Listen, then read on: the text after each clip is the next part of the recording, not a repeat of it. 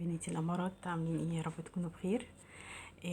النهاردة هنعمل أكلة من أسهل الوصفات اللي ممكن نعملها، وصحية جدا، وطعمها وريحتها بجد بجد بتبقى يعني قلب المكان حرفيا.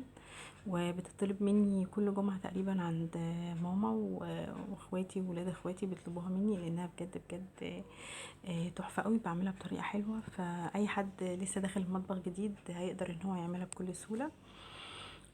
وبجد الطعم بيبقى تحفة، وممكن تاكليها مع رز، وممكن تاكليها مع مكرونة، وممكن تعمليها سندوتشات. بجد بجد حلوة قوي، ولو في مصيف او حاجة هتبقى برضو من الحاجات المنجزة قوي. كل اللي هحتاج زي ما تحبي بقى عندك بانيه بعدد بقى، او القطع اللي انت عايزاها بعدد الافراد، نص كيلو كيلو براحتك، مفيش اي مشكله.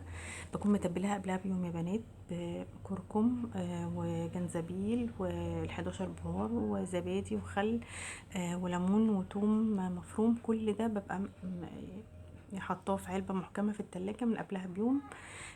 وبجيبها بقى بشتغل فيها تاني يوم، لانها بجد بتفرق جدا في التسويه لو متبله قبلها بيوم.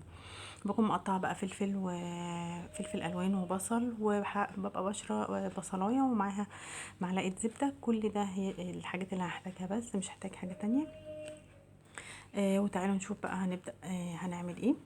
مبدئيا هاخد البصل اللي انا بشراه، هحط عليه معلقه ملح واصفيه علشان انا محتاجه الميه بتاعته، وهركنه على جنب، لان الميه بتاعته انا بدهن بيها الفراخ وانا بسويها، فبحب اجهز حاجتي، فميه البصل تبقى جاهزه معايا قبل ما ابدا في تسويه الفراخ.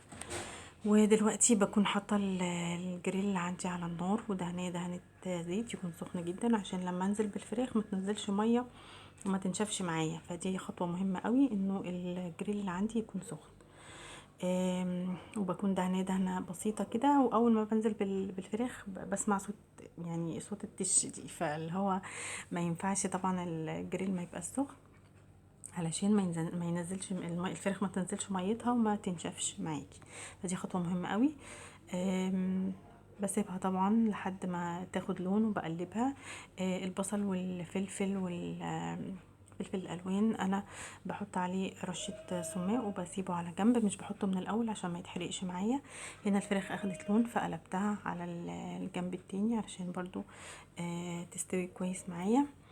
وبعدين لما بحس ان هي دخلت في السوا يا بنات، بنزل بقى عليها بالبصل والفلفل اللي انا كنت مجهزاه اهو بالشكل ده، وقطعة الزبدة برضو اللي كانت معايا، وبنزل بشوية برضو من مية البصل. تمام كده، بجد بجد الريحة بتبقى تحفة قوي. بس كده، وبديها رشة زعتر وهي على النار كده، وبفضل اقلب فيها كويس. كل شوية كده بجيب شوية من مية البصل بالفرشة وبنزل بيها على الفراخ. بتدي ريحة حلوة قوي.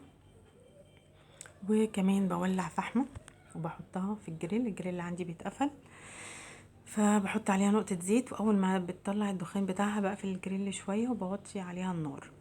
هنا طبعا عشان انا كنت رايحه عند ماما، فجبت علبه محكمه وحطيت فيها ورق فويل وعليها ورقه زبده، ونزلت بالفراخ بعد ما استوت، وبحط عليها برضو شويه من ميه البصل، وبقفل كويس قوي. بيطريها وبيخلي ريحتها تحفه قوي.